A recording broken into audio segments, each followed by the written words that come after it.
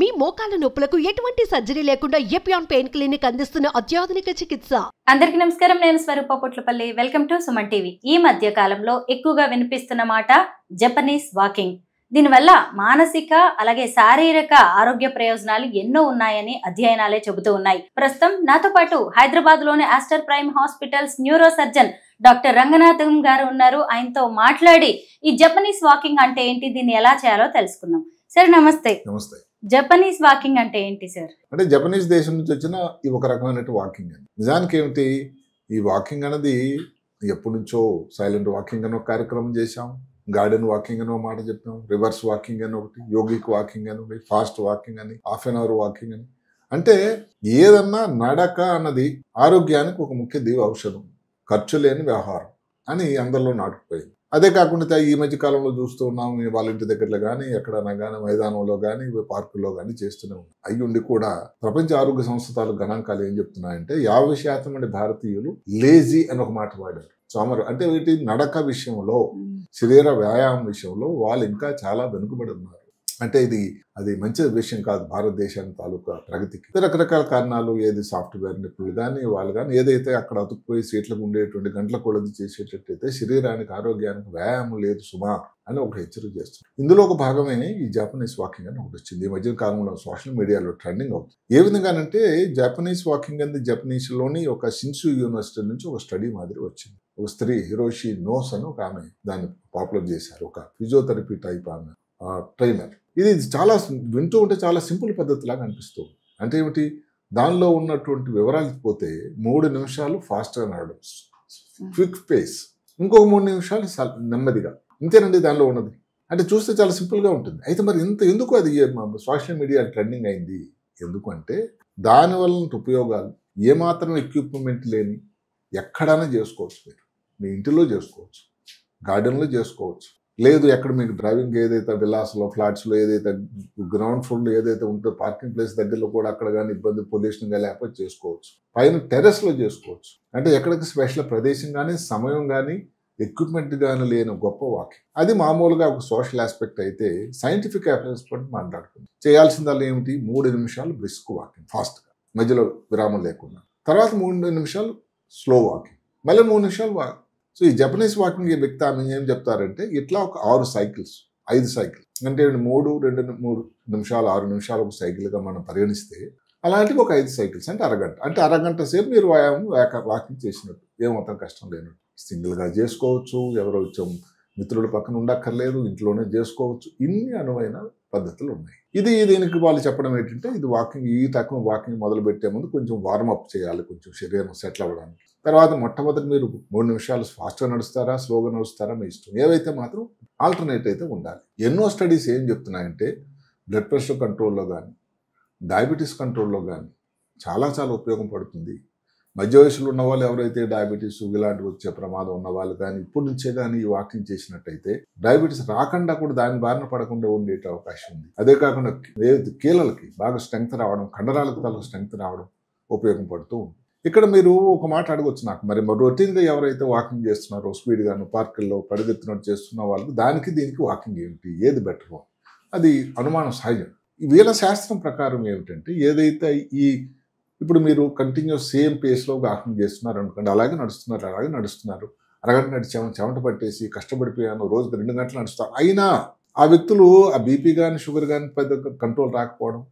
అసలు చూస్తూ ఉంటే నేను చాలామంది నా ఓపిడికి వచ్చినప్పుడు, బాబు నువ్వు వాకింగ్ చేయాలి, లేదు సార్ రోజు 2 గంటలు చేస్తానంటాడు. మనిషి అయితే అలాగే ఉన్నాడు 90 కిలోలు. అంటే నేను అనుకుంటాను ఎక్కడో మిస్ అవుతుంది.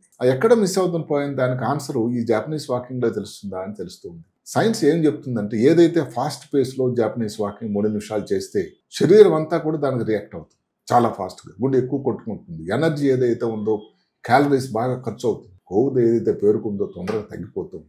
మళ్ళీ 3 నిమిషాలు స్లో అయ్యేసరికి జరిగినటువంటి ప్రక్రియకి అంతకు అడ్జస్ట్మెంట్ అయ్యి గుండె ఊపిరితిత్తులు బాగా తేరుకుంటాయి. అంటే కార్డియోవాస్కులర్ స్ట్రెస్ అనేది తగ్గి దాని తాలూకా పనితనం అనేది పెరుగుతూ ఉంటుంది. ఇప్పుడు ఇలా జరుగుతూ ఉండేసరికి స్ట్రెస్ తగ్గిపోతుంది, మెదడులో ఉండేటువంటి స్ట్రెస్ హార్మోన్ ఎడ్రినలిన్ అనేది తగ్గిపోతూ ఉంటుంది, ఇన్సులిన్ సెన్సిటివిటీ పెరుగుతుంది, మనిషి ప్రకాశవంతంగా హాయిగా ప్రశాంతంగా ఉంటాడు, మంచి నిద్ర పడుతుంది.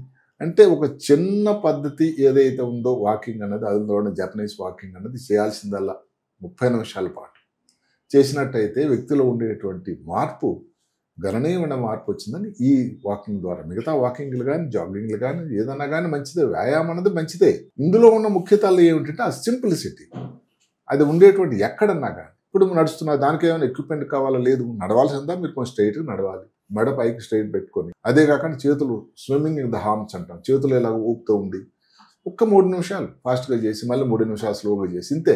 వాచ్ పెట్టుకుని చూడొచ్చు, లేకపోతే పక్కన ఉన్న ఎవరైనా చెప్పొచ్చు 3 నిమిషాలు అయిపోయింది అంటే. అంత సింపుల్ ఎక్సర్సైజ్ వల్ల ఇన్ని ఉపయోగాలు. అప్పుడు ఎనర్జీ కానీ దానికి లెక్కలు వేశారు వాళ్ళు. ఆ టైంలో ఆ 3 నిమిషాలు దాంట్లో ఏదైతే క్యాలరీస్ దాని ఖర్చు పెడుతున్నారో, ఇలా రోజు ఈ గంటలు కూడా నడిచినా కానీ జరగటం లేదట.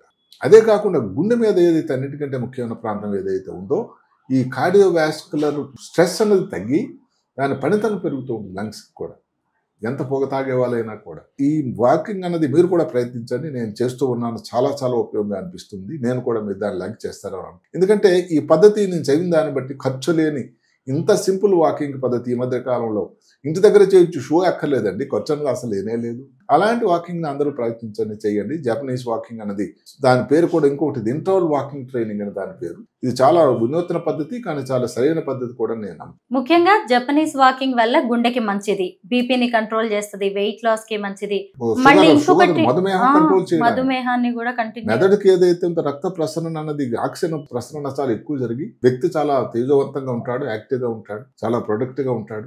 అలాంటి విషయాలు కూడా దానివల్ల చాలా ఉపయోగం ఉంది. ఎందుకంటే పర్టికులర్ గా ఆ ఫాస్ట్ వాకింగ్ టైంలో ఇది మంచి జరుగుతుంది. సార్, చాలా మంది ఇదే మనకి టైం దొరికింది అనుకుంటా వాకింగ్ చేస్తూ కూడా మొబైల్ వాడుతూ ఉంటారు. రేపు ఈ జపనీస్ వాకింగ్ చేస్తూ కూడా మొబైల్ వాడే వాళ్ళు ఉంటారు.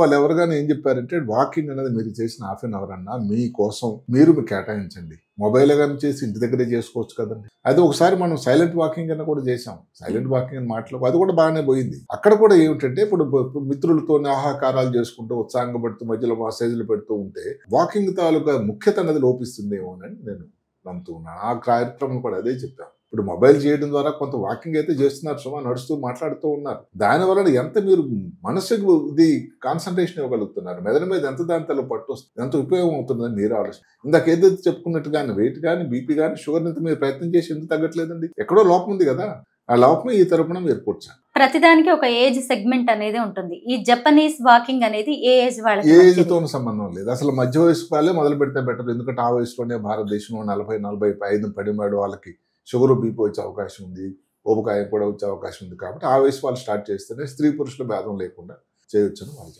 ఈ రోజుల్లో అందరికీ స్ట్రెస్, ప్రెషర్ అనేది కూడా ఎక్కువగా ఉంటుంది సార్. జపనీస్ వాకింగ్ వల్ల ముఖ్యంగా మానసిక ప్రశాంతత వస్తుందని కూడా చెప్తున్నారు. దానికి కారణం ఏమిటంటే ఇదే స్ట్రెస్ హార్మోన్ తగ్గిపోతుంది, ఇన్సులిన్ సెన్సిటివిటీ పెరుగుతుంది. అదే కాకుండా దీని వలన ఏదైతే స్ట్రెస్ హార్మోన్ తగ్గిపోవడం వల్ల మెదడు లోపల ఒక ఉద్దేశం ఎండార్ఫిన్స్ అండి, అంటే హ్యాపీ హార్మోన్స్ లాంటి ఉత్పాదన అయ్యి బాగా ఆవడానికి ఆస్కారం. బాగుంది సార్. ఆల్రెడీ జపనీస్ వాకింగ్ ని మీరు ప్రాక్టీస్ చేస్తున్నాం, ఇక మీదట మేము కూడా ప్రాక్టీస్ చేస్తాము. Thank you sir. నమస్తే. నమస్తే సార్.